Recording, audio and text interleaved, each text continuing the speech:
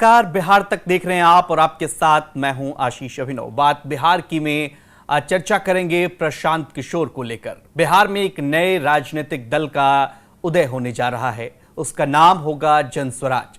प्रशांत किशोर इस पार्टी के सबसे सर्वे सर्वा, मतलब आप यूं कह लीजिए कि मुखिया जरूर होंगे लेकिन कोई पद पर नहीं होंगे। अब तक प्रशांत किशोर पद यात्रा करते हुए इस मुहिम को आगे बढ़ा रहे थे।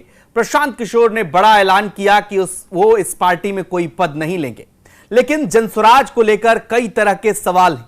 सवाल यह कि बिहार की सियासत में जब कोई नए राजनीतिक दल का उदय हो रहा है तो ये एक ऐसे समय में उदय हो रहा है, ये कोई क्रांति से निकला हुआ दल नहीं है, तो क्या प्रशांत किशोर कमाल कर पाएंगे? जमीनी स्तर पर प्रशांत किशोर ने जी तोड़ मेहनत करी है, इससे कोई इनकार नहीं कर सकता। प्रशांत किशोर कि यह दूसरी राजनीतिक पारी होगी। पहले प्रशांत किशोर जनता दल यूनाइटेड में उपाध्यक्ष के पद पर रहे और नीतीश कुमार के बाद नंबर 2 की हैसियत से वो गिने जाते थे।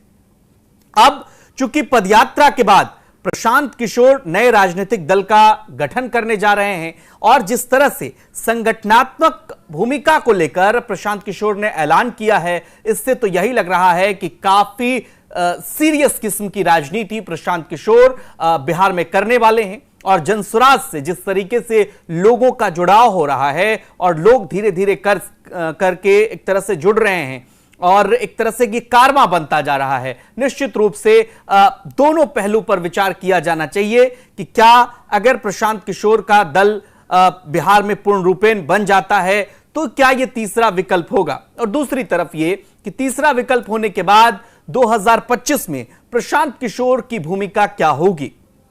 क्योंकि जब भी नए राजनीतिक दल का उदय होता है, लोगों को हालिया तौर पर जो घटनाएं याद आती है वो दिल्ली की सियासत उनको याद आती है। चूंकि अरविंद केजरीवाल अन्ना आंदोलन से निकले हुए एक ऐसे चेहरे थे जिन्होंने अपने दम पर पार्टी खड़ी की, हालांकि कई सारे लोग इस पार्टी में शामिल थे।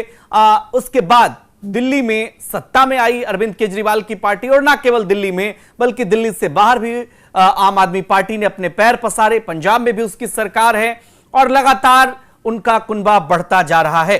क्या ठीक इसी तरह प्रशांत किशोर बिहार में नीतीश कुमार, लालू प्रसाद यादव और भारतीय जनता पार्टी के अलावा कोई तीसरा विकल्प जनता को देने जा रहे हैं?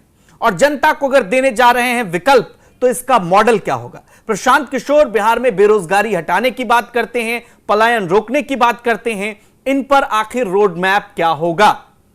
ये सबसे गंभीर सवाल है। दूसरी तरफ जिस तरीके से प्रशांत किशोर के साथ लोग जुड़ते जा रहे हैं, दिग्गज चेहरे जुड़ते जा रहे हैं, इससे तो यही लग रहा है कि प्रशांत किशोर की पार्टी आने वाले समय में बड़ी चुनौती जरूर पेश करने जा रही है। ऐसे में कुछ बड़े सवाल हैं। बड़े सवाल हम चाहेंगे कि ग्राफिक्स के जरिए आप एक तरफ विंडो में दिखाएं और उन सवालों के जरिए हम इस चर्चा में उस सवालों को टटोलने की भी कोशिश करेंगे कि किससे सबसे बड़ा नुकसान, सबसे ज्यादा नुकसान पहुंचाएंगे प्रशांत किशोर। यह बड़ा सवाल है। क्या बिहार को नया विकल्प दे पाएंगे प्रशांत किशोर? यह अपने आप में बड़ा सवाल है। और जनस्वराज पदयात्रा में प्रशांत किशोर यानी कि पीके कितने सफल हुए?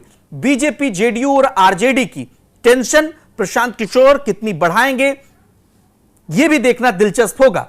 कई तरह के सवाल हैं और इन सवालों की आज हम तहकीकात करेंगे। हमारे साथ खास मेहमान जुड़े हुए हैं। संजय सर हैं, राजनीतिक विश्लेषक हैं पटना से, डॉक्टर संजय कुमार सर, बहुत बहुत स्वागत है आपका बिहार तक पर। और हमारे साथ प्रदीप झा सर जुड़े हुए हैं, राजनीतिक विश्लेषक, सर स्वागत है आपका प्रदीप सर।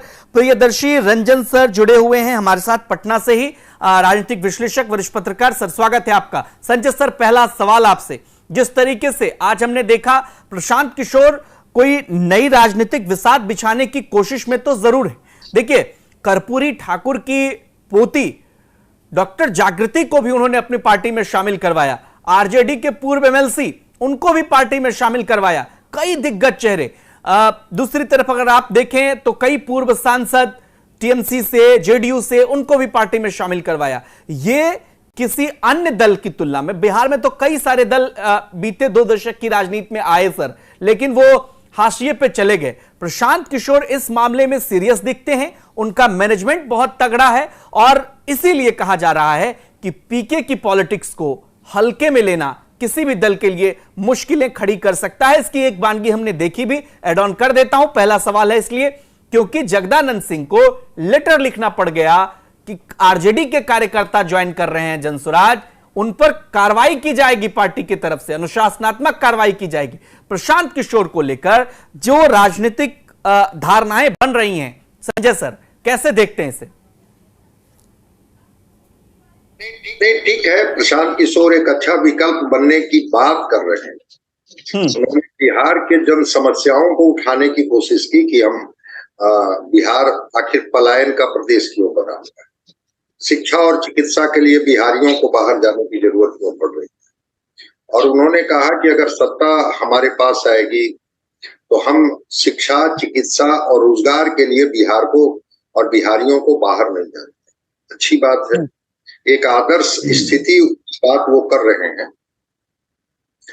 मैं बिल्कुल इस बात को ये कहता हूं कि एक जो जातियों के सांचे में बंधा हुआ जो एक बिहार था, जो एक जातीय समीकरण के इर्द गिर्द बढ़ रहा था, बात चाहे जितनी लोग कर लें, समाजवाद की कर लें, दक्षिण पंथ की कर लें, वामपंथ की कर लें, विचारधाराओं के स्तर पर जितनी बात कर लें, लेकिन जातीय समीकरण जहां फिट बैठता था उसी के इर्द गिर्द लोग टिकट बांटते थे और जनता भी उनको मुहर लगाती थी। और 90 से तो कम से कम मैं देख रहा हूं कि किस तरह से जातीय समीकरण के इर्द गिर्द बिहार की राजनीतिक दिशा और दशा तय हो गई। तो अगर 34 साल के कालखंड की बात हम लोग कर लें तो उसमें प्रशांत किशोर एक नया विकल्प देने की बात कर रहे हैं। बिल्कुल आपने सही कहा कि एक बुद्धिजीवियों की बड़ी जमात इनके साथ जुड़ी है। वो कई रिटायर्ड आईएएस हैं जो जुड़े हैं इनके साथ। आनंद मिश्रा और डॉक्टर जागृति जिनकी आप चर्चा कर रहे हैं, उनके पति शिमला में थे और ये वहां से लौटी है, रिटायर हो गए हैं और अब ये पार्टी में काम करना चाहते हैं। कल ये चुनाव लड़ेंगे, टिकट मिलेगा, क्या करेंगे वो तो वही बेहतर बताए। लेकिन हाँ, प्रशांत किशोर ने बिहार की जमीनी हकीकत को समझा है घूम करके।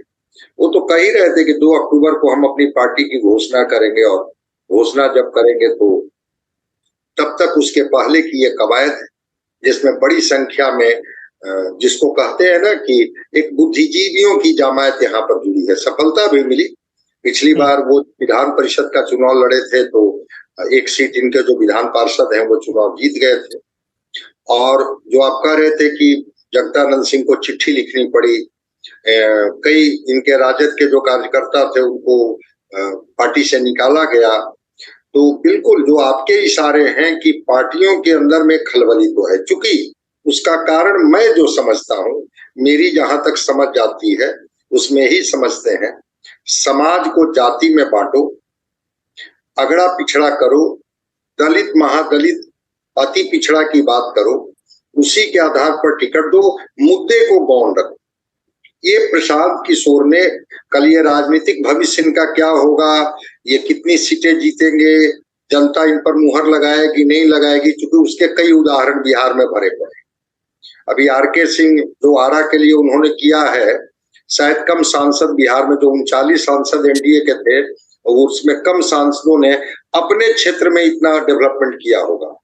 लेकिन आरके सिंह को लोगों ने मुहर नहीं लगाई। आरके सिंह चुनाव हार गए क्योंकि जातीय समीकरण गड़बड़ा गया शाहाबाद का, तो उसकी वजह से वो परिणाम नहीं दे पाए। तो चुनाव जीतना और हारना एक अलग पार्ट है कि कौन पार्टी जीत जाएगी, कौन किनको संकट में डाल देगी। वो तो जातीय उन्माद और जातीय भावना कैसे फैलाया जाता है, इसके कलाकार हमारे राजनेता हैं, वो खूब समझते हैं कि कहां पर हमको हैमर करना है और कैसे जातीय गौरव का भाव उनमें पैदा करेंगे और वोट की फसल काट करके हम निकल जाएंगे। लेकिन एक विकल्प के रूप में 34 साल के बाद प्रशांत किशोर ने एक विकल्प की बात की है।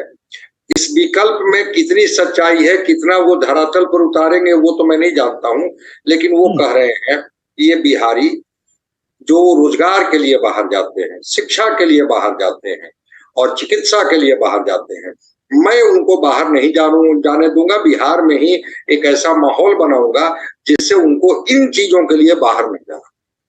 ठीक है, चलिए, लेकिन दर्शकों का कुछ सवाल है, कमेंट है, हम ले लेते हैं, उसके बाद प्रदीप सर देखिए आप लिख रहे हैं, अनुराग रत्नाकर जी लिख रहे हैं, Jan Suraaj is doing the same thing I use to daydream about, मतलब वो जिस तरह से पहले सोचा करते थे, उनके दिमाग में था, उस तरह से जनसुराज काम कर रहा है। अनुराग जी आपका कमेंट है। मंटू कुमार जी लिख रहे हैं, पैसा कहां से आ रहा है। देखिए मंटू कुमार जी का भी सवाल है, हम आपके सवाल को भी लेने की कोशिश करेंगे, पैनलिस्ट से चर्चा में जरूर पूछेंगे।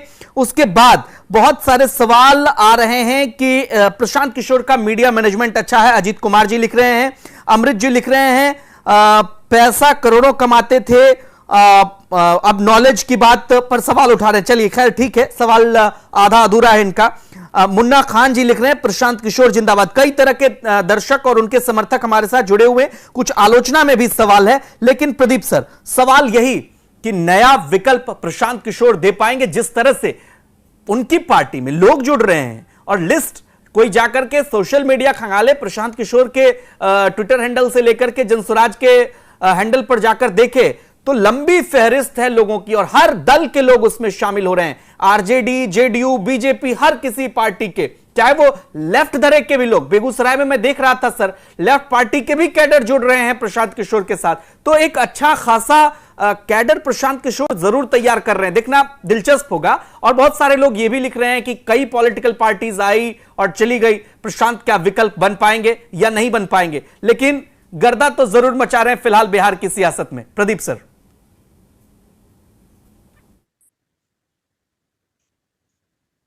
अनम्यूट कर लें सर, अनम्यूट कर लें, प्रदीप सर अनम्यूट कर लें। हाँ हाँ, आशीष जा रही है आवाज? बिल्कुल आ रही है, बोलिए। आवाज जा रही है? हाँ बोलिए। आशीष में कह रहा था कि प्रशांत किशोर के लिए अवसर तो है बिहार में मौजूद।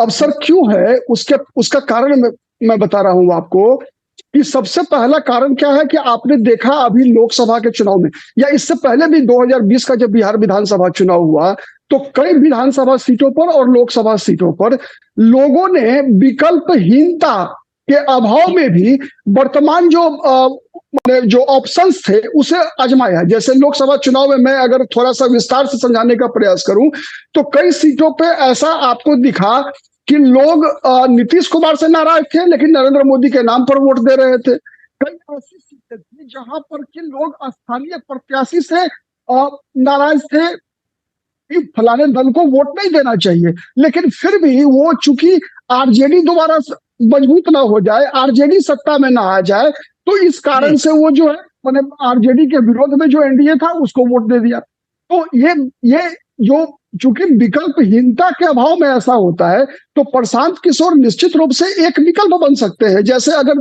मतदान का भी ट्रेंड हम देखें तो कई ऐसी लोकसभा सीटें थी जहां पर कि बिहार में अल्पसंख्यक मतदाता, विशेषकर मुसलमान मतदाता जो है, आरजेडी को अब मजबूरी में वोट दे रहे हैं, क्योंकि उनके पास कोई विकल्प नहीं है। उनको लगता है कि अगर भारतीय जनता पार्टी को रोकना है तो वो आरजेडी ही रोक पा रही है, बड़ी दल वही है।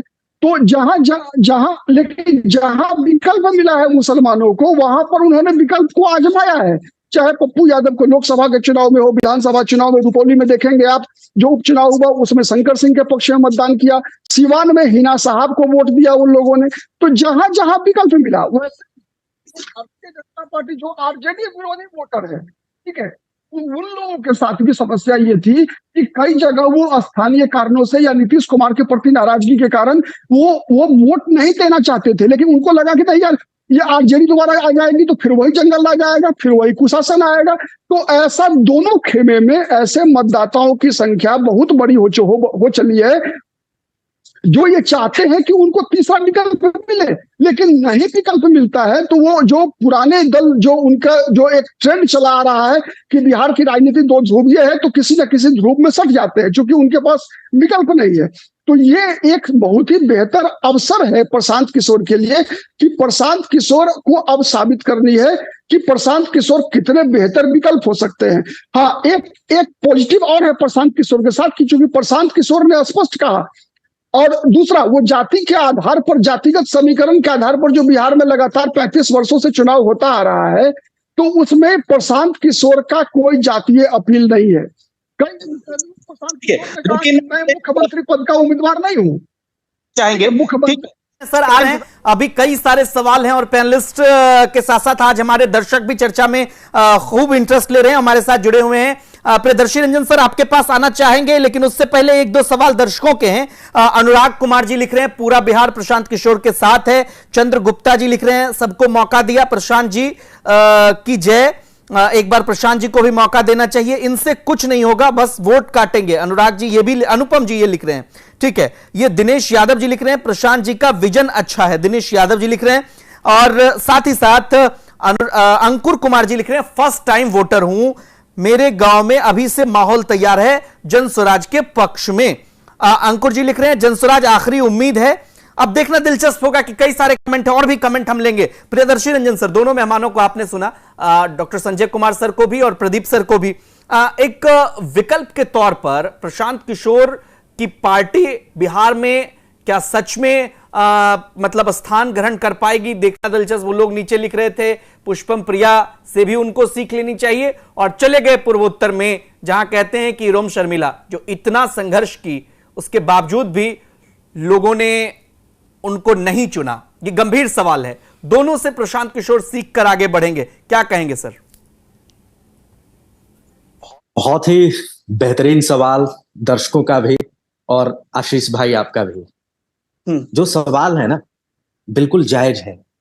कई लोग ऐसा मान करके चल रहे हैं कि प्रशांत किशोर तो मुख्यमंत्री हो गए, प्रशांत किशोर तो सफल हो ही जाएंगे, लेकिन ऐसा नहीं है। कई कसौटियों पर उन्हें कसा जाएगा।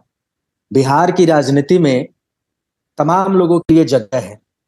यहाँ उग्र राजनीति को भी जगह है, राष्ट्रवाद की भी राजनीति को जगह है, समाजवाद की भी राजनीति को जगह है, सामाजिक न्याय की भी राजनीति को जगह है, क्षेत्रीय पार्टियों को भी जगह है। वैसे ही प्रशांत किशोर को भी एक जगह मिल रही है, एक स्पेस मिल रहा है। लेकिन यह मान लेना कि प्रशांत किशोर आने वाले भविष्य में बहुत जल्द कोई परिवर्तन कर देंगे, इससे मैं कतई सहमत नहीं हूं, पहला। दूसरी बात मैं यह कहना चाहता हूं कि प्रशांत किशोर नई बोतल में पुरानी शराब की तरह है। तीसरी बात, प्रशांत किशोर एक सेलिब्रिटी हैं, पॉलिटिकल सेलिब्रिटी हैं। जिस तरीके से पवन सिंह फिल्म की दुनिया से आए थे, भोजपुरी टॉलीवुड या क्या पता नहीं क्या बोलते हैं उसे, उस दुनिया से आकर के जिस तरीके से काराकाट में हंगामा मचाया था, प्रशांत किशोर की राजनीति कुछ हद तक वैसी भी है। तो प्रशांत किशोर कई कसौटियों पर कसे जाएंगे, कई पैमाने हैं उनके। प्रशांत किशोर नई राजनीतिक धारा के भी उपज कहे जा सकते हैं। प्रशांत किशोर बिहार की राजनीति के नए प्रयोग भी कहे जा सकते हैं। प्रशांत किशोर बिहार के लिए अरविंद केजरीवाल भी कहे जा सकते हैं। हालांकि कई मामलों में दोनों में फर्क है, लेकिन और प्रशांत किशोर को पुष्पम प्रिया भी कहा जा सकता है। तो प्रशांत किशोर पर अभी भी कुछ भी कहना बिल्कुल जल्दीबाजी है, और कुछ भी सटीक और सही अभी नहीं कहा जा सकता है। अभी सब कुछ पूर्वानुमान है, रुझान है, उम्मीदें हैं, और उम्मीदें प्रशांत किशोर से उन लोगों को ज्यादा है जो लोग अर्ध नेता हैं, या फिर उन लोग वैसे लोग हैं जिनको स्थापित पार्टियों में, बिहार के स्थापित पार्टियों में या राष्ट्रीय पार्टियों में फिलहाल जगह नहीं मिल रही है। वैसे लोगों में बेचैनी है एक नई राजनीतिक पार्टी के, एक नया चेहरा का, जिसके चेहरे पर खड़े होकर के वे राजनीति कर सके। वैसे सेलिब्रिटियों को जो अर्ध नेता है, मतलब कहीं और भी कुछ काम करते हैं और राजनीति में उन्हें जगह चाहिए, वैसे लोग बेचैन होकर के प्रशांत किशोर के साथ जुड़ रहे हैं। और प्रशांत किशोर के साथ एक नया वर्ग जुड़ रहा है, युवाओं का एक नया वर्ग जुड़ रहा है, जो न तो नीतीश कुमार को पसंद करता है, न लालू यादव को पसंद करता है, न किसी अन्य पार्टी के नेताओं को बिहार की राजनीति में पसंद करता है। वैसे लोगों के लिए प्रशांत किशोर सेलिब्रिटी है। हालांकि प्रशांत किशोर ने अभी तक कोई ऐसा बेंचमार्क सेट नहीं किया है जिससे यह कहा जाए कि। एक काउंटर सवाल कर लेता हूं सर, एक काउंटर सवाल कर से पद यात्रा प्रशांत किशोर, 30 सेकंड में जवाब दीजिएगा, फिर संजय सर के पास चलेंगे। 2-3 गंभीर सवाल हैं, सभी पैनलिस्ट से मुझे पूछना है। 5 स्टार पद यात्रा रहा है उनका, आशीष भाई। और मतलब जिस तरीके से तंबू और बंबू गड़े थे, वैसा तो मैंने बिहार की राजनीति में कभी किसी पार्टी का नहीं देखा था। एक वीआईपी का देखा, जो अभी वो भी मुकेश सहनी की पार्टी। मुकेश सहनी जी भी जब यात्रा करते हैं तो उनके साथ बड़ा लाव लश्कर होता है, बड़ा भव्य उनकी गाड़ी होती है, रथ जिसको कहा जाता है। उसी तरीके से प्रशांत किशोर के पास पैसा भी है और उस पैसे का भी प्रयोग हो रहा है। बिहार में आप देखेंगे कि जन स्वराज लिखी हुई गाड़ियां, पीछे फ्लैक्स लगी हुई गाड़ियां हजारों की तादाद में आपको मिल जाएंगी। तो और इसके लिए जनता ने कोई चंदा नहीं दिया है, माफ कीजिएगा। कोई नहीं, ठीक है सर, आ रहे हैं आपके पास, दोबारा आप जुड़ते हैं सर, आप लेकिन आपकी ऑडियो मिल रही है। संजय सर, हम आपके पास आना चाहेंगे। अभी प्रियदर्शी रंजन सर ने एक बात कही कि दोनों तरफ के असंतुष्ट लोग हैं, यानी कि जैसा कि हमने मंच पे भी देखा, तस्वीरें आप भी देख रहे होंगे सर। हाँ सर, फ्रेम मिल रहा है आपका, बने रहिएगा फ्रेम में। प्रियदर्शी रंजन सर, दोनों तरफ के असंतुष्ट लोग हैं। मैंने देखा सर, कई पूर्व सांसद भी मौजूद थे उस पर, जनता दल यूनाइटेड के भी हों, टीएमसी के भी हों, और कई तरह के कार्यकर्ता, पार्टियों के कार्यकर्ता जुड़ रहे हैं। तो दोनों तरफ के असंतुष्ट लोगों का जो एक सवाल अभी प्रियदर्शी रंजन सर उठा रहे थे, उनके लिए एक नया रास्ता है प्रशांत किशोर की पार्टी, क्या मानते हैं सर? अब संतुष्ट तो मैं नहीं समझता हूं कि कौन असंतुष्ट है कौन संतुष्ट है, लेकिन हाँ, जो नेता होते हैं उनकी एक अपनी पकड़ होती है, एक अपनी जमीन होती है। अब कोई पार्टी किसी व्यक्ति को हाशिए पर रखना चाहेगी, वो व्यक्ति हाशिए पर क्यों रहेगा? वो व्यक्ति तो कहीं ना कहीं तो वो किसी व्यक्ति के साथ जुड़ेगा, किसी पार्टी के साथ जुड़ेगा। और जो बाकी पार्टियां जो बिहार में हैं, चाहे वो राष्ट्रीय पार्टी हो या क्षेत्रीय पार्टी हो, वहां भी तो असंतुष्ट लोग ही आते हैं, दूसरे दल से आते हैं, लोग जाते हैं। अभी सम्राट चौधरी अध्यक्ष थे भाजपा के, ये बीजेपी के करके थे क्या? ये कहीं थे पहले, कई मंत्री भी थे, बाद में बीजेपी में आ गए, बीजेपी ने इनको प्रदेश अध्यक्ष बना दिया। अभी वो डिप्टी सीएम के पद पर हैं। अखिलेश सिंह आरजेडी में थे, अभी वो कांग्रेस के प्रदेश अध्यक्ष हैं। तो नेता जो होते हैं वो तो आते ही जाते रहते हैं, और पार्टी है, नेता है, तो क्या उनको संतुष्ट असंतुष्ट होने का अधिकार नहीं है? उनको पूरा अधिकार है, हर किसी पॉलिटिकल पार्टी में जाने का भी अधिकार है। जी, वही मैं कह रहा हूं कि उनको जाने का अधिकार है। देखिए, मैं जिन चीजों को मैं जो समझ रहा हूं, मेरी जो समझ है, प्रशांत किशोर कल क्या कर लेंगे नहीं कर लेंगे मुझे नहीं पता, लेकिन प्रशांत किशोर जी ने जो एक बात शुरू की, जैसे तेजस्वी ने एक बात शुरू की 19 के चुनाव में, 20 के चुनाव में विधानसभा में, कि अगर हमारी पार्टी की सरकार बनी तो हम 10 लाख सरकारी नौकरी देंगे। एनडीए को उस पर आना पड़ा और उन्होंने कहा कि हम रोजगार देंगे और हम सरकारी नौकरी भी देंगे। 19 लाख रोजगार की उन्होंने बात की। ये रोजगार और नौकरी का डिस्कोर्स आया तो राजनीति में, और अगर ये डिस्कोर्स आया तो आपने इसको एग्जीक्यूट होते और इम्प्लीमेंट होते हुए भी इस बिहार में देखा। वो नीतीश कुमार ने किया, तेजस्वी के दबाव में किया, किसके वजह? भला तो बिहारियों का हुआ, बिहार के नौजवानों का हुआ। तो वही मैं कह रहा हूं कि अगर प्रशांत किशोर ये बात कह रहे हैं तो एक डिस्कोर्स में तो ये चीजों को ले आ रहे हैं। जो बिहार में बटा हुआ बिहार है, जो बिहार कई खंड खंड में बटा हुआ है, बिहार के लोगों के पास कहीं बैठ जाइए, वो जातीय गरिमा, जातीय अस्मिता, जातीय भाव और जाति के नेता से अलग हट करके सोचना ही लोगों ने बंद कर दिया है। विचारधारा की बात सैद्धांतिक रूप से जितना हो, मूल्य और सिद्धांत की बात जितना हो, लेकिन जमीनी हकीकत है कि वो फिर वो जातीय गर्व में अपने को समाहित करके संतुष्ट हो जाते हैं।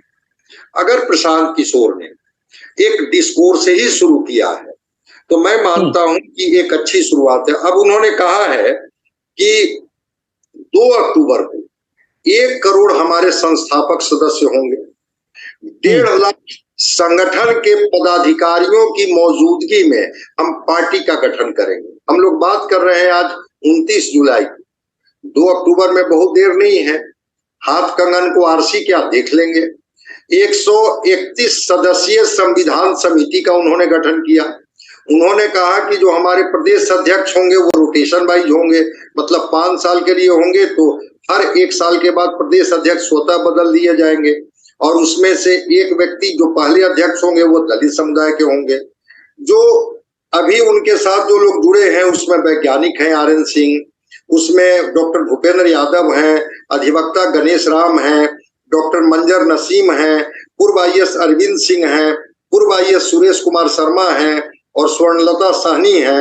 और उसके साथ साथ जो कर्पूरी ठाकुर की पोती जो डॉक्टर जागृति की हम लोग बात कर रहे हैं, पूर्व आईपीएस जो चुनाव लड़े बक्सर से आनंद मिश्रा हैं, रामबली सिंह जो हटाए गए या निकाले गए, जिनकी सदस्यता समाप्त हो गई, रामबली सिंह चंद्रवंशी हैं।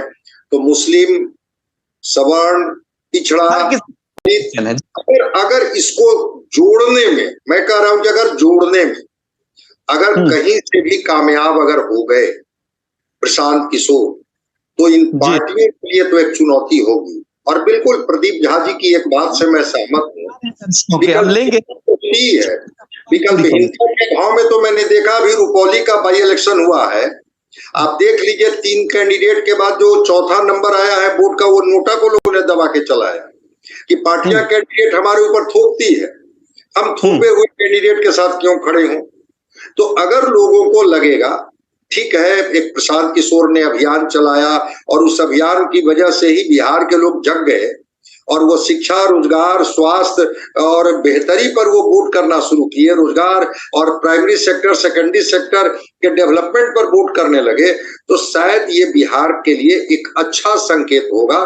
प्रशांत किशोर इसकी फसल कितने काटेंगे, नहीं काटेंगे, क्या करेंगे मुझे नहीं पता है, लेकिन डिस्कोर्स में अगर इस सवाल को उन्होंने लाया है और अगर इसी बहाने बिहार के लोग जो जाति में बट करके, धर्म में बट करके शांत बैठे हुए हैं, अगर वो जग गए, अगर प्रशांत किशोर ने जगा ही दिया लोगों को, तो हम समझते हैं कि ये बिहार के लिए एक अच्छी चीज होगी। सफलता असफलता तो जनता तय करती है, मतदाता वो है, हम और आप बात कर रहे हैं, हमारी बात उनको अच्छी लग रही है कि नहीं लग रही है तो वो तय करेंगे, वैसे ही मतदाता उनकी बातों को सुन के वोट करेंगे नहीं करेंगे वो तो वो तय करेंगे। लेकिन एक विकल्पहीनता की स्थिति में प्रशांत किशोर ने एक विकल्प देने की कोशिश की। चलिए ठीक है, कमेंट ले लेते हैं एक बार फिर से दर्शकों का। दिख रहे हैं कि सभी पार्टी को जिताकर देख लिया, स्थितियां नहीं बदली, इसीलिए खुद ही आए हम लोग इस बदलाव के लिए।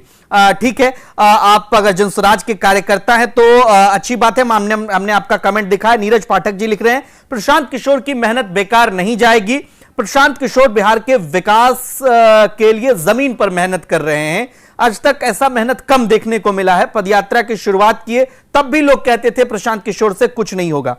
और साथ ही साथ लोग लिख रहे हैं कि सभी व्यक्ति का, सभी जाति विशेष का प्रतिनिधित्व तो प्रशांत देने की कोशिश कर रहे हैं। जैसा कि पहला प्रदेश अध्यक्ष को लेकर के जो घोषणा हुई है सर, राष्ट्रीय अध्यक्ष को लेकर घोषणा हुई है, उसमें दलित की बात आई है। प्रदीप सर, ये आपको नहीं लगता कि ये भी एक प्रयोग है?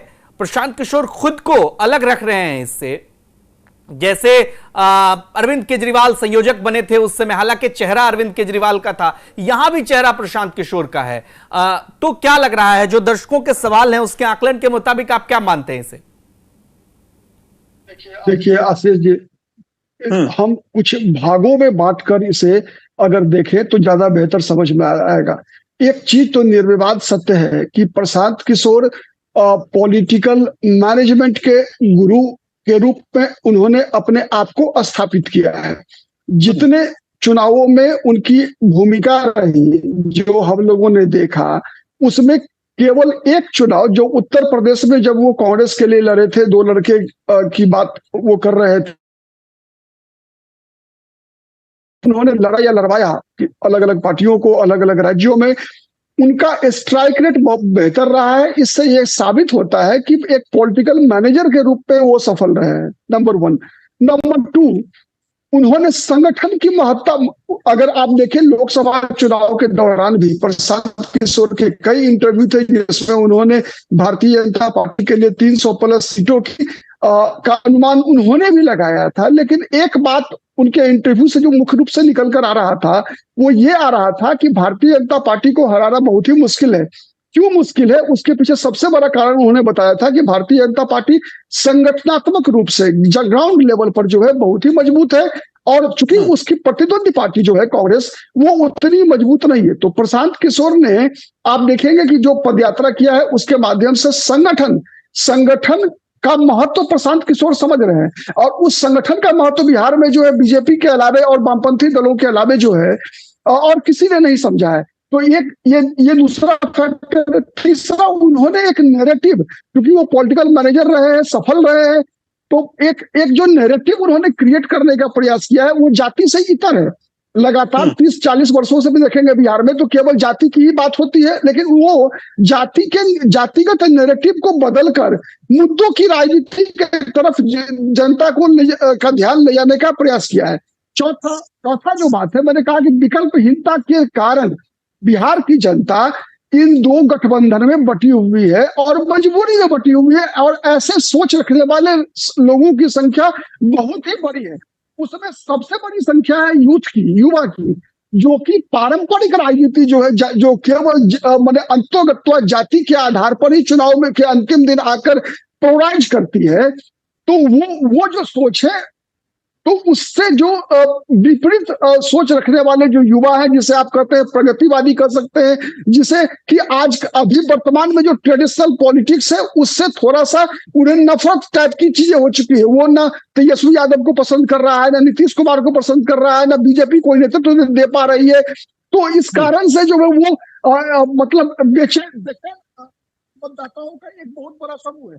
चौथा मैंने बताया था कि वो जो वर्ग आरजेडी मतलब बीजेपी के डर से आरजेडी को वोट देना चाहता है, या आरजेडी के डर से बीजेपी को वोट देना चाहता है, ठीक है। तो ये चौथा है।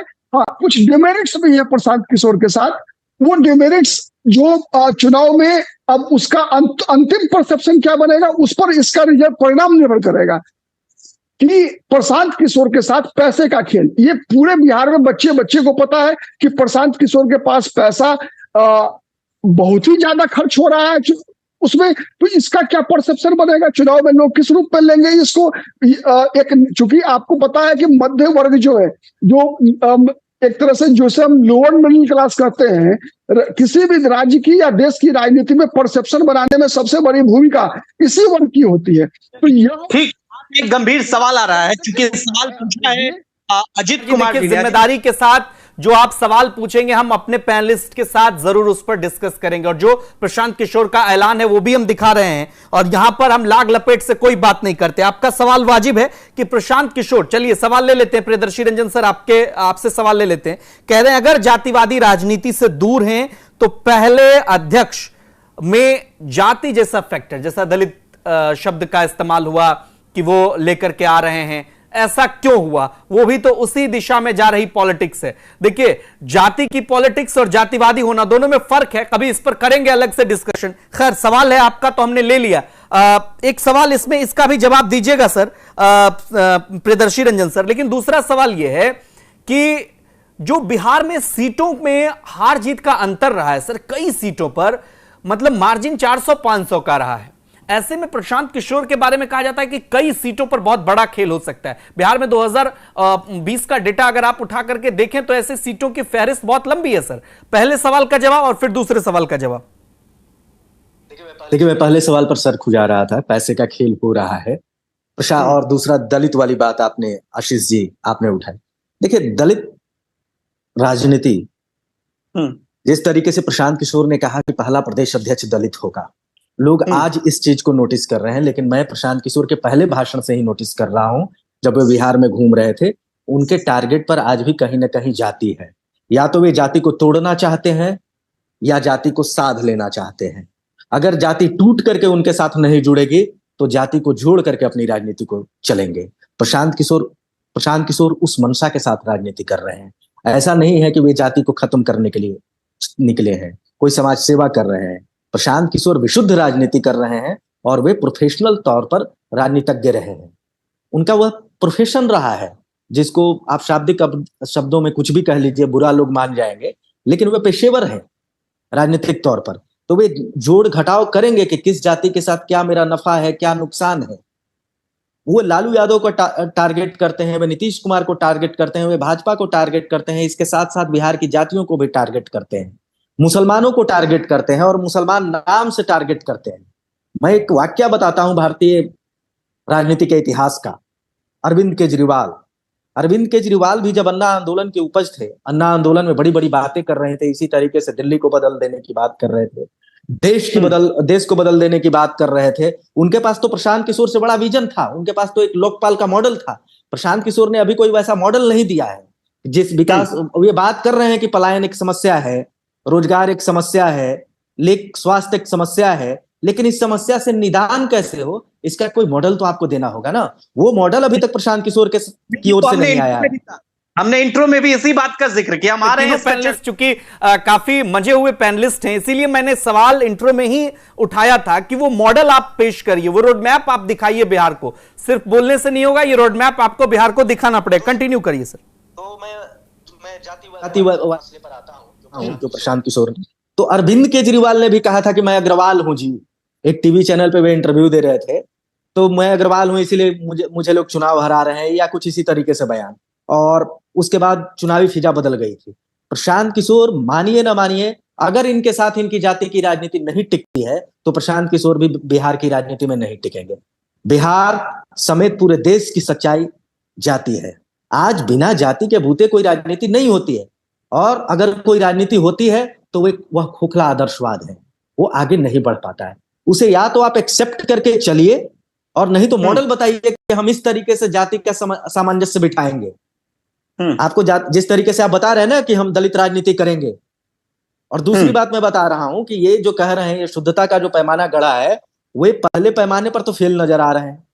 जिस तरीके से रामबली सिंह चंद्रवंशी, आरजेडी के पूर्व एमएलसी, उनको पार्टी में शामिल किया गया है। क्या ट्रैक रिकॉर्ड है चंद्रवंशी साहब का? क्या ट्रैक रिकॉर्ड है? प्रशांत किशोर के समर्थकों से, और प्रशांत किशोर को इस पर जवाब देना चाहिए कि अगर जब शुद्धता की बात आप कर रहे हैं तो रामबली सिंह चंद्रवंशी आपकी पार्टी में क्या कर रहे हैं। इसी तरीके से मैं कह रहा हूं कि पैसे का खेल प्रशांत किशोर की ओर से होगा। ये एक सेलिब्रिटी है, युवाओं को लगता है कि प्रशांत किशोर बना जा सकता है, क्योंकि प्रशांत किशोर ने इतना पैसा कमा लिया है, मैनेजमेंट के बूते कमाया है। और दूसरी बात, एक मैं सैद्धांतिक चीज जोड़ रहा हूं, भारतीय राजनीति का जो इतिहास है, लोकतंत्र में जो इतिहास है, दलों का इतिहास है, वो कुछ इस तरह का है। और जो नए नए नेता उभर करके आते हैं वो कुछ इस तरीके से है कि 47 के बाद नेहरू एक बड़ी छतरी बनाए जिसमें सभी पार्टियों और सभी विचारधाराओं का सामंजस्य हो जाता था कांग्रेस में। और जब कांग्रेस की विचारधारा खत्म हुई तो नई एक विचारधारा उपजी जिसको समाजवाद कहते हैं, या जो कह लें। उसी समाजवाद और कांग्रेस के साथ साथ पैरेलली इस देश ने पूंजीवाद को भी देखा। इस देश ने यह भी देखा कि किस तरीके से एक दौर आया बाहुबलियों का, बाहुबलियों का भी दौर आया, और आज एक दौर आ रहा है चुनावी मैनेजरों का। चुनावी मैनेजर भी अब पॉलिटिक्स में आ रहे हैं। सिर्फ प्रशांत किशोर ही नहीं, देश में कई ऐसे नाम हैं जो राजनीतिक तौर पर राजनीतिक मैनेजर हैं, और उनकी इच्छा अब विशुद्ध राजनीति में आने की हो रही। चलिए ठीक है, संजय सर आपके उन्होंने एक बात कही, जाति को तोड़कर या जोड़कर, दोनों में से कोई एक चीज तो अपनाएंगे प्रशांत किशोर। लेकिन मेरा सवाल दूसरा है। कई सारे दर्शक नीचे कमेंट कर रहे थे, हमने सोचा सवाल की शुरुआत कर ही देते हैं। और इसी के इर्द गिर्द उन्होंने कहा कि भारतीय जनता पार्टी से प्रशांत किशोर की करीबी दिखती है। कई सारे दर्शक कमेंट कर रहे हैं, आप भी देखिए। उसमें यह तर्क दिया जा रहा है कि चुनाव के समय, देखिए जब इंडिया टुडे ग्रुप को इंटरव्यू दिया था तब प्रशांत किशोर ने कहा था सर कि भारतीय जनता पार्टी अपने दम पर 300 सीटों का आंकड़ा छू लेगी। प्रशांत किशोर के इस बयान को लोग भारतीय जनता पार्टी के साथ जोड़कर देख रहे हैं। क्या यह बात सच है कि आने वाले समय में जब राजनीति, चूंकि भविष्य के गर्भ में है अभी सारी चीजें सर, संजय सर, तो आने वाले दिनों में प्रशांत किशोर की जो पॉलिटिक्स होगी, गठबंधन की अगर पॉलिटिक्स होती है तो भारतीय जनता पार्टी के साथ ज्यादा इंक्लाइंड दिखती है। क्या यह बात सच है? सीधा सीधा सवाल सर, दर्शकों का चूंकि सवाल है। अब मुझे नहीं लगता है कि वो इनके साथ इंक्लाइंड हो गए, और अगर इंक्लाइंड होंगे तो शायद वो परिणाम नहीं दे पाएंगे। अब वो जो भी उनकी भूमिका रही हो, जो भी पृष्ठभूमि रही हो, लेकिन अगर अभी आप राजनीति में अगर वो आए हैं, बजाते पार्टी का गठन कर करके सक्रिय राजनीति में आएंगे, तो कुछ दिन तो उनको इंतजार करनी होगी। परिणाम उनके हिस्से में आएगा नहीं आएगा, वो आदर्श स्थिति बना पाएंगे नहीं बना पाएंगे। अरविंद केजरीवाल की तरह बिल्कुल उनको बार बार जनता उन पर मुहर लगा देगी और वो एक तस्वीर बिहार का बदल देंगे, वो मैं नहीं जानता। लेकिन जो एक उन्होंने विकल्प देने की बात कही है, वो विकल्प में मैं समझता हूं कि एक भागीदारी लोगों की बढ़ रही है। क्योंकि जो पारंपरिक और ट्रेडिशनल तरीके से जो बिहार में राजनीति हो रही है, उस राजनीति से नई पीढ़ी थोड़ा सा अनमनस्क हो गया। वही जाति, वही ये जाति तो सच्चाई है ही, जाति को जोड़ करके भी रखना होगा और जाति को तोड़ करके भी रखना होगा। जोड़ करके नहीं रखिएगा तो फिर कौन रहेगा आपके साथ, और तोड़ करके रखना होगा कि अगर जातीय कुंठा ही उनका एक पैमाना होगा किसी को वोट देने का और किसी का विरोध करने का, ये भी गड़बड़ है। तो जाति को तोड़ना भी होगा और जाति को जोड़ना भी होगा। अब रह बात की उस तोड़ जोड़ में प्रशांत किशोर एक विकल्प की बात अगर वो कर रहे हैं तो क्या विकल्प वो देते हैं? हाँ, एक सवाल बड़े अच्छे हैं कि कोई ब्लूप्रिंट वो लेकर के आते हैं कि नहीं आते हैं, या वो कहेंगे कि जनता पहले हमें वोट दे दे, उसके बाद हमारा जो मॉडल होगा जब हम सत्ता में आएंगे तब उस मॉडल के साथ चीजों को इम्प्लीमेंट और एग्जीक्यूट करें। वो सवाल है और वो सवाल होना भी चाहिए कि भाई आपकी पार्टी है, आपकी पार्टी को क्यों, उसका क्या ब्लूप्रिंट है, कैसे आप मानते हैं, कैसे बदलाव आप लाएंगे, कैसे बिहार को बदलेंगे, हमको बता दीजिए। और लोकतंत्र तो सबको अधिकार दिए हुए है ना, मैनेजर को भी अधिकार दिए हुए है, जो बाहुबली हैं उनको भी अधिकार दिए हुए हैं, जो बड़े बड़े चिंतक हैं उनको भी अधिकार दिए हुए हैं, समाजवादी और दूसरी पृष्ठभूमि वामपंथी और दक्षिणपंथी पृष्ठभूमि के लोग हैं उनको भी अधिकार दिए हुए हैं। अधिकार तो सबको मिला हुआ है राजनीति करने के लिए। लोकतंत्र में हर कोई स्वतंत्र है, हर कोई अपनी बात को कहता है कि हम अगर हमें आप पक्ष में वोट करेंगे तो हम आपके लिए ये करेंगे। अभी देखिए ना, रुपौली तो एक बड़ा अच्छा उदाहरण है बिहार के लिए। शंकर सिंह एक बार वो चुनाव जीते और वो भी बहुत शॉर्ट टर्म के लिए। उसके बाद व्यक्ति वो लड़ते रहा, हारते रहा चुनाव, उसके बाद भी वो मैदान में डटा रहा। अंत में जनता ने पार्टियों से अलग हट करके शंकर सिंह पर मुहर लगाई। उन्होंने कहा कि भाई हम तो आपके बीच के हैं। कहा वहां समीकरण काम किया। आरजेडी के कैंडिडेट थी बीमा भारती, कहा जाता है कि एमवाई का एक कॉकटेल है, मुसलमानों ने तो वोट कर दिया शंकर सिंह को। बीमा भारती अति पिछड़ा की बेटी, कलाधर मंडल जेडीयू के कैंडिडेट, वहां जातीय साझा तो काम नहीं किया। 7% वहां पर अगड़ी जातियों का वोट है और बाकी जो है वो अति पिछड़ा का वोट है। वो तो उदाहरण है वहां कि कैसे जातीय खांचे से बाहर निकल करके अब शंकर सिंह क्या करेंगे 1 साल में, मुझे नहीं पता है कि जनता की भावना आकांक्षा पर वो कितना खरा उतरेंगे। लेकिन एक उदाहरण तो है रुपौली। तो एक विकल्पहीनता की स्थिति बिहार में तो है, इस सच्चाई को तो स्वीकार करना होगा। जब सारी पार्टियां सिद्धांत और विचारधारा से आसान, उनको क्या लगता है कि जनता तो मुद्दे पर हमको घेरेगी, तो मुद्दे से बचना है तो सीधे चलिए जाति पर, ओबीसी पर आ जाइए, ईबीसी पर आ जाइए, दलित पर आ जाइए, आरक्षण पर आ जाइए, रिजर्वेशन पर आ जाइए। ये एक ऐसा मुद्दा है जिस पर हमको पोलराइज करने में, लोगों को गोलबंद करने में बहुत मेहनत की जरूरत नहीं पड़े। अगर आप पिछड़ा में और फिर अपनी फसल काट करके निकल जाइए। प्रशांत किशोर अगर यही करेंगे, यही करने के लिए आएंगे, तो क्या लगता है कि प्रशांत किशोर बहुत सफल थोड़े हो जाएंगे? प्रशांत किशोर भी असफल होकर के चले जाएंगे। लेकिन डिस्कोर्स की बात मैं कह रहा हूं, ये डिस्कोर्स में जो उन्होंने लाया है, जरा देखते हैं कि उनकी पार्टी का गठन जब होता है तो वो क्या ब्लूप्रिंट लेकर के आते हैं, और तब जाके पार्टियों के सामने चुनौती होगी कि उसका कैटर वो कैसे करें। ठीक है, यही सवाल दर्शकों का भी है, जो बात अभी आप संजय सर कह रहे थे कि आपके पास आना चाहूंगा। मैं चाहूंगा एक बार प्रियदर्शी रंजन सर आप फ्रेम थोड़ा ठीक कर लीजिए। उल्टा है आपका फ्रेम, मोबाइल का ऑटो रोटेशन मोड ऑन कर लीजिए। पहले ठीक था सर, चलिए ठीक है। पॉलिटिकल डिस्कोर्स में आने तो दीजिए कोई सब्जेक्ट को, जैसा कि संजय सर ने भी कहा और दर्शक भी लिख रहे हैं कई सारे, तब आप उनकी आलोचना या समालोचना करिएगा। जैसे मान लिया जाए प्रशांत किशोर को आप उनकी पार्टी अगर चुनाव लड़ती है तो उन्हें कहीं मौका मिलता है, तो आप उनको जज कर सकते हैं। अभी पॉलिटिकल पार्टी का गठन हुआ नहीं, और तब का जजमेंट, और जब पॉलिटिकल पार्टी गठन होगी, पार्टी चुनाव लड़ेगी, उनके कुछ विधायक जीतेंगे, तब का जजमेंट दोनों अलग अलग होगा। जी ठीक है, फ्रेम सर आपका ठीक है। अब पहले प्रदीप सर आप बोलिए। अनम्यूट कर ले सर, अनम्यूट कर ले, जी बोलिए। हाँ, प्रियदर्शी सर जैसा बता रहे थे, ठीक है, कि प्रोफेशनल राजनीतिज्ञ हैं। तो मेरा मानना है कि वर्तमान में अगर हम देखें अगर, तो बिहार में केवल दो दल में कुछ लोग हैं, अब सभी लोग नहीं बल्कि कुछ लोग बच गए हैं अब केवल दो दलों में, दो धाराओं में, चाहे वो दक्षिण पंथ या वामपंथ कह लीजिए। इसके अलावा तो जितने भी लोग हैं सब के सब प्रोफेशनल राजनीतिज्ञ हैं, नंबर वन। नंबर टू, ये सभी लोग विचारधारा की राजनीति तो कर नहीं रहे, ये सभी के सभी लोग केवल और केवल सत्ता की राजनीति कर रहे हैं। जिस किसी भी प्रकार से प्रकार चाहे उन्हें अपने विचारधारा से कॉम्प्रोमाइज करना, कॉम्प्रोमाइज क्या, 100% लोग सरेंडर कर रहे हैं, चाहे कम्युनिस्ट भी हो, भारतीय जनता पार्टी भी हो।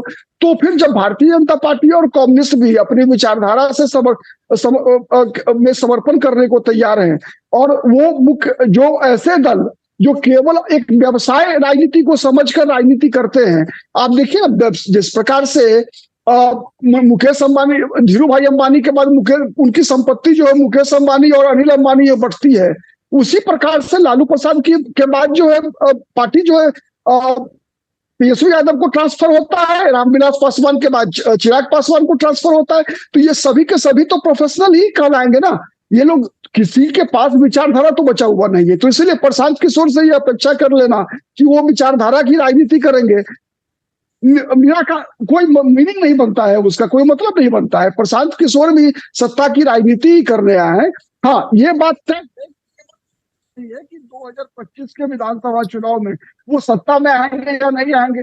सत्ता में अगर आ गए तो मान लीजिए केजरीवाल हो सकते हैं वो, जिस प्रकार से दिल्ली की राजनीति में देखेंगे आप, दिल्ली में जब केजरीवाल पहली बार 2013 में चुनाव जीतते हैं, उस बार खैर बहुमत नहीं मिला था उनको, लेकिन उस बार को याद कीजिए तो एक तरफ क्या था, एक तरफ थी शीला दीक्षित, लेकिन शीला दीक्षित अलोकप्रिय हो गई थी, राष्ट्रमंडल खेलों में जो घोटाला हुआ था उसके बाद प्रतिदिन जो है अरविंद केजरीवाल जो है उनके खिलाफ सबूतों का पुलिंदा जो है प्रेस कॉन्फ्रेंस करके लोगों के समक्ष ला रहे थे।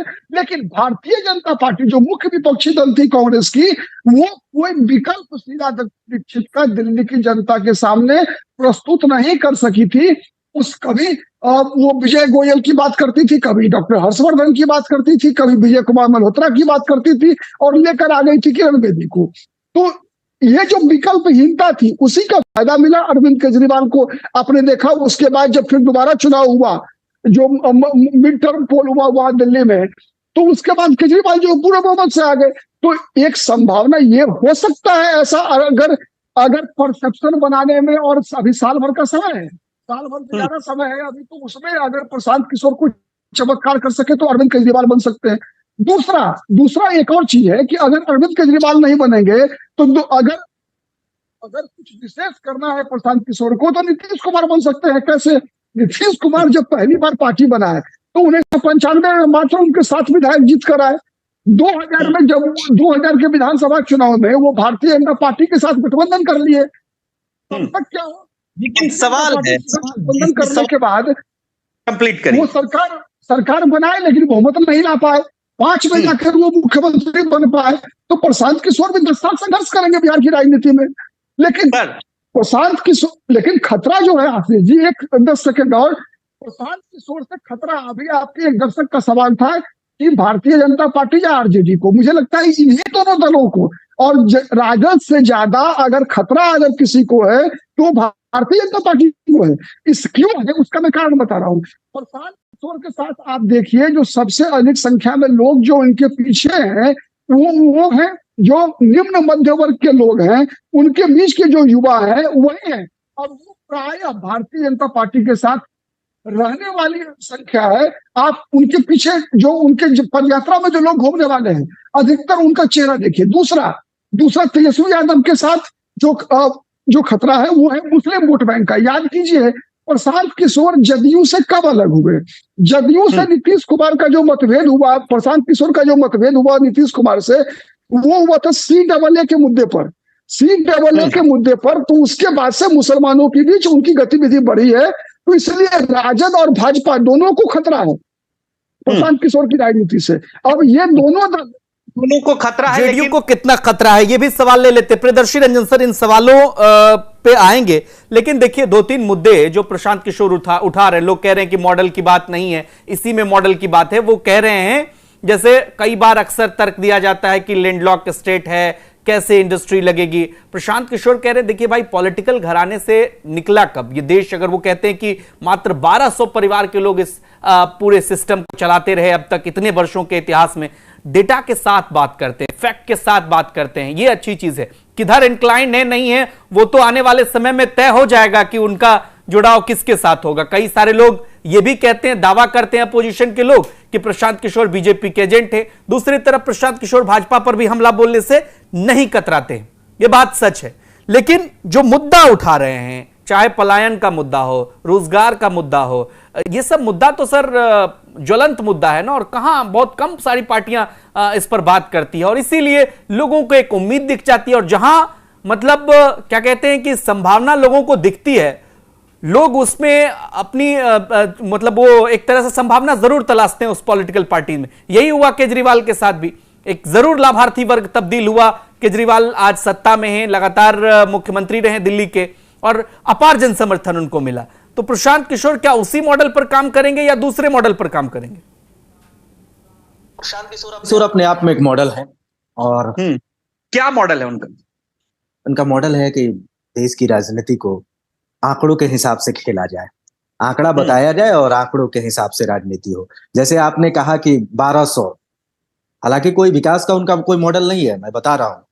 सीधे इनका सत्ता का मॉडल है, सड़क का भी मॉडल नहीं है। ये तो बाईपास करके राजनीति को निकल रहे हैं। अभी तक प्रशांत किशोर सड़क पर आए ही नहीं है। अरविंद केजरीवाल कम से कम सड़क पर तो आए थे, अन्ना आंदोलन सड़क पर तो हुआ था, किसी मुद्दे के लिए धरना प्रदर्शन, सरकार के खिलाफ लोगों का इकट्ठा होना, एकमत होना। अब 10 लोगों के विचार को थोपा तो नहीं जा सकता है ना।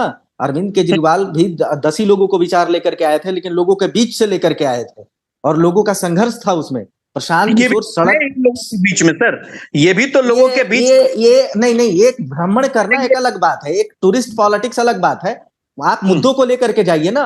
आप किन मुद्दों को लेकर के गए? ये मुद्दे तो सभी लोग जानते हैं कि ये समस्याएं हैं, लेकिन उन समस्याओं का कैसे निदान होगा? आप तो कह रहे हैं कि 1200 परिवार हैं इस देश में शासन में रहे हैं, आप भी तो उसी परिवार में शामिल होना चाहते हैं।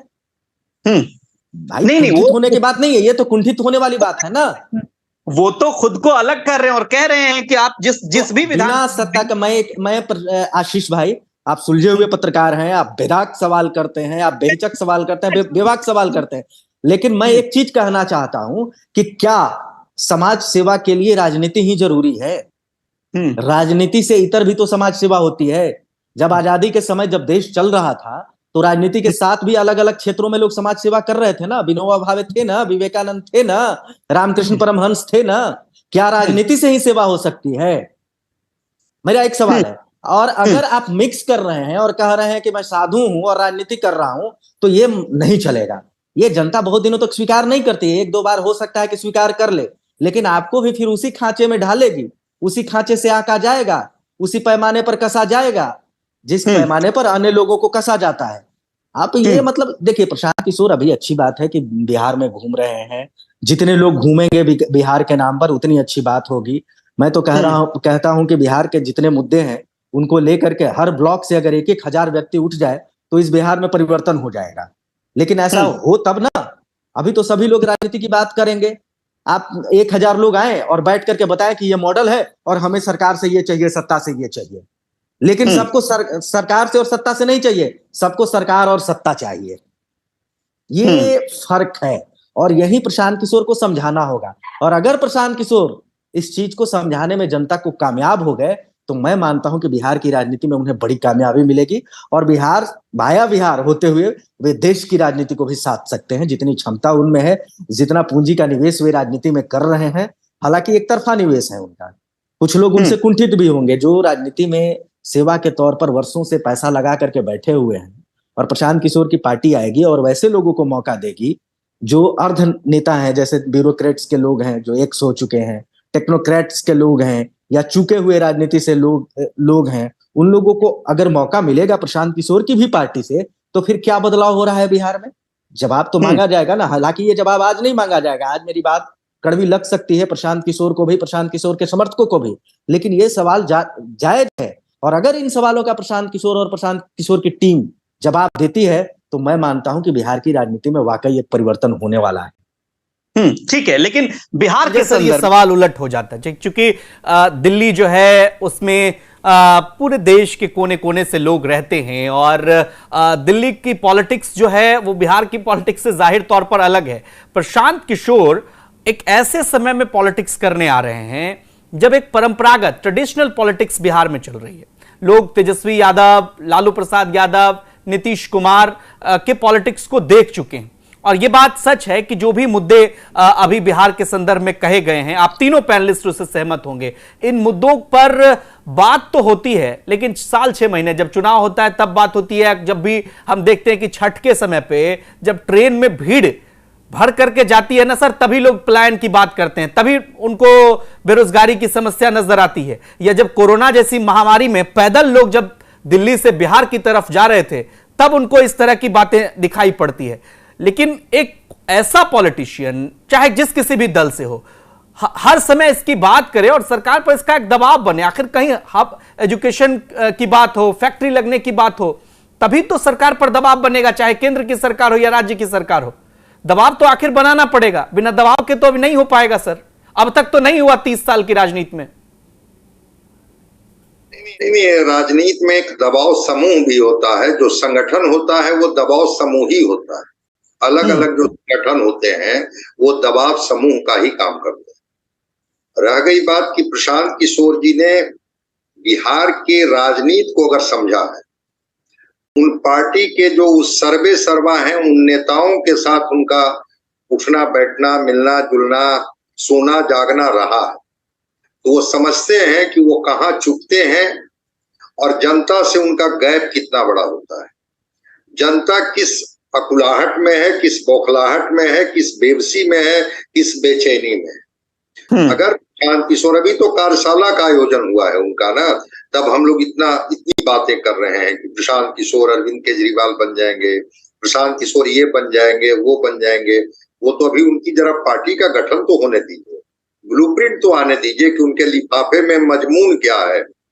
लेकिन अगर वो बिहार घूम करके अपनी बात वो कर रहे हैं, अपनी बात करने का अधिकार सबको है, सब लोग कहता है, लेकिन बात करना और एग्जीक्यूट करना दोनों दो चीजें होती हैं। तो प्रशांत किशोर जी अगर कोई चीजों को डिस्कोर्स में ला रहे हैं कि अगर वो पंचायत लेवल पर, ब्लॉक लेवल पर, डिवीजन लेवल पर, डिस्ट्रिक्ट लेवल पर एक अगर अवेयरनेस ही क्रिएट हो गया, पॉलिटिकल अवेयरनेस, जिसमें लोग कहें कि ठीक है हम प्रशांत किशोर के साथ नहीं है, हम आपके साथ हैं, हम आपकी पार्टी के साथ हैं, लेकिन क्या ये हमारे प्रश्न, ये मुद्दे अनुत्तरित नहीं रह गए हैं? भाई अब कैसे समझाया जाए? 5 दिन का मॉनसून सत्र चला बिहार में, जनता के सवाल अनुत्तरित रह गए। खेत खलिहान गांव गरीब का कोई सवाल भी रहा क्या? पर्सनल ईगो, कुछ बोल गए बस आप क्षमा मांगिए, इसको आपने ऐसे क्यों नहीं करवाया, इसको क्यों नहीं करवाया, इसके लिए बहस कराइए, इसके लिए वो सारे तारांकित अतारांकित प्रश्न आवर, जीरो आवर कहाँ चला गया, कितना खर्च होता है। तो जनता के मुद्दे तो अनुत्तरित हो रह जाते हैं ना। अगर जगह ही दिए प्रशांत किशोर और जगह करके प्रशांत किशोर को जनता ने जीरो पर आउट कर दिया, चुनाव में वोट किसको करना है, प्रशांत किशोर को या जनता को? अगर जनता को वोट करनी है, जनता ने कहा कि नहीं नहीं नहीं, आप तो एक अलग तरीके का राजनीति आए हैं, ठीक है आपका रूप रंग थोड़ा अलग बना करके आए हैं, लेकिन आप भी उसी अभिनय वर्ग के विद्यार्थी हैं जो अभिनय हम लोग लगातार बिहार में देख रहे हैं, जो हर पार्टियां करती हैं। लेकिन अगर कह रहे हैं कि जगाने के बाद यही सवाल उन पार्टी के लोगों से पूछा जाए कि भाई क्या ये सवाल तो हम आप उत्तर देंगे, ये सवाल अनुत्तरित नहीं है। मैंने तो तेजस्वी यादव का उदाहरण दिया, 20 का जो चुनाव का डिस्कोर्स बदल गया था, जिसमें अगर 10 लाख सरकारी नौकरी की बात हुई तो इधर एनडीए को कहना पड़ा कि हाँ हम 19 लाख रोजगार देंगे। नीतीश कुमार ने कहा कि हम 10 लाख नौकरी और 10 लाख रोजगार देंगे। खैर हम लोग देखेंगे कि 2025 तक कितने नौकरी और कितने रोजगार का इन लोगों का लक्ष्य पूरा हुआ नहीं हुआ। लेकिन जब चीजें डिस्कोर्स में आती है तो डिस्कोर्स में जब आएगी तो मैं समझता हूं कि इससे बिहार का भला होगा, जनता का भला होगा। मल्टी पार्टी सिस्टम का यही तो बेनिफिट है। जो बहुत सारे जो देश हैं जहां पर 2 पार्टी सिस्टम है, अगर आपके देश में डेमोक्रेसी में भी मल्टी पार्टी सिस्टम है तो अगर पार्टियां अपने तरीके से बात करती है, कल एक और पार्टी खड़ी हो जाएगी। इतनी पार्टियां बिहार में चुनाव में लड़ती है, गठबंधन बना के लड़े, अकेले लड़े, उसमें एक जन स्वराज पार्टी भी एक पार्टी के रूप में जनता के पास आएगी और ये इनकी बातों को भी जनता सुनेगी कि अच्छा ये क्या बोलते हैं भाई, इनकी पार्टी को हमको वोट देने से क्या फायदा होगा और इनके विरोध करने से हमको क्या घाटा होगा। तो अगर जन स्वराज पार्टी भी एक बन करके आई है और आकर के जनता के बीच में जनता के सवालों को और बिहार के मौलिक सवालों, जो शायद लालू प्रसाद जी का भी पीरियड और नीतीश कुमार का पीरियड, ये दोनों पीरियड में अगर वो नहीं हो पाया, उन सवालों को अगर फिर से उठा रहे हैं, क्या करते हैं। सुने हैं प्रशांत किशोर जी का बहुत छोटा छोटा क्लिपिंग कभी कभी मैं देखता हूं कि वो पूछते हैं कि आपका बच्चा क्या करता है, सो बताइए। आप जिनको वोट करते हैं उनके बच्चे के बारे में तो आपका पता है, उनका भविष्य के बारे में आपको पता है, आप अपने बच्चे के भविष्य के बारे में बताइए ना कि उसका भविष्य क्या है। अगर ये बात ही कर रहे हैं तो मैं कहता हूं कि संवाद के माध्यम से लोगों को अवेयर करना, जागृत करना भी एक तरह का की मदद ही है, भले उसके निहितार्थ, उसके फायदे वो जितना उठा ले जाए। जगह लेकिन इस चर्चा संजय सर, इस चर्चा में आज छूट गई हैं। हम कोशिश करेंगे इसे आगे और कवर करने के लिए, क्योंकि कई सारे, जैसे जिक्र किया अभी प्रियदर्शी रंजन सर ने कि टेक्नोक्रेट, ब्यूरोक्रेट्स सर भी कह रहे थे, प्रदीप सर भी वो जुड़ रहे हैं, उनके रिएक्शंस भी आ रहे हैं। हम इस पर चर्चा आगे जरूर जारी रखेंगे। मजबूरी है सर, वक्त चूंकि इजाजत मांग रहा है, इसलिए यहीं पर इस चर्चा को हमें समाप्त करना होगा। संजय सर आपका, प्रियदर्शी रंजन सर आपका और प्रदीप सर आपका बहुत बहुत शुक्रिया हमारे साथ वक्त देने के लिए, चर्चा में शामिल होने के लिए। आज हम इसे समझने की कोशिश कर रहे थे कि प्रशांत किशोर की पॉलिटिक्स क्या बिहार में वाकई कोई नया विकल्प देगी, या फिर प्रशांत किशोर की पॉलिटिक्स जो है ट्रेडिशनल पॉलिटिक्स से अलग होगी। अगर होगी तो कैसे होगी, इन्हीं सब चीजों की को हम समझने की कोशिश कर रहे थे। और दर्शकों के भी कई सारे सवाल हमने लिए, कुछ दर्शकों के सवाल अगर छूट गए हैं तो हम माफी चाहेंगे। आगे हम जरूर लाइव सेशन में आपके सवाल लेंगे। फिलहाल इस लाइव सेशन में इतना ही, मुझे दीजिए इजाजत, नमस्कार।